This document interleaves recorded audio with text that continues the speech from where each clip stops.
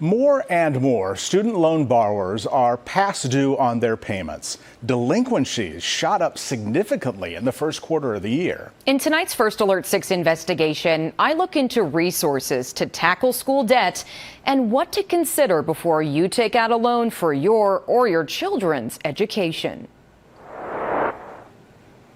Matthew Rutger dreams of a career in psychiatry. It gives me passion knowing that I eventually will be going into something that will be helping people at their potential worst moments of life.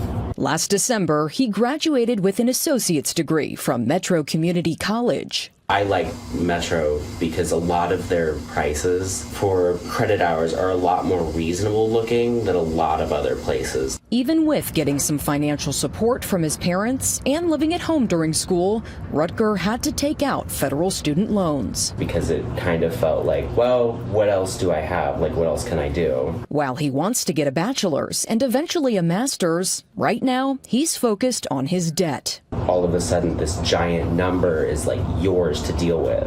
He's now working at UNMC and makes his payments comfortably and on time. Plus, he's gained new perspective since he took out those loans years ago. To some extent, I would almost rather not finish my degree than take out more student loans. Nebraska residents have $8 billion in student loan debt, according to the Education Data Initiative. So this is not a small problem, and it's exceeding even the mortgage debt that's out there. Credit Advisors Foundation is an Omaha-based nonprofit that helps people get out of debt. They have counselors that specialize in student loans. They're going to help you reprioritize, and maybe student loans is, for your situation, something you can put on the back burner. But for a lot of people now, it's super important because it is impacting their credit score. CEO Sam Homan says unpaid student loans can prevent you from getting a car or home and possibly from taking out further student loans for yourself or your children. And that's not all. You will not get a tax refund if you owe money or are behind on your student loan debts. They are garnishing wages.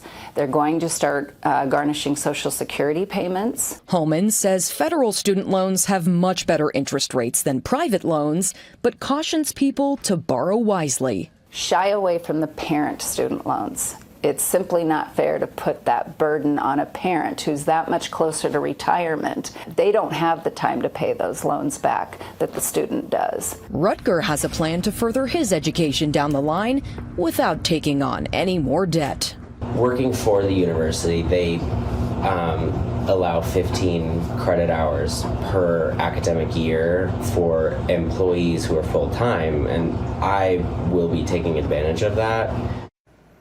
The recently passed Big Beautiful Bill also makes substantial changes to federal student loans.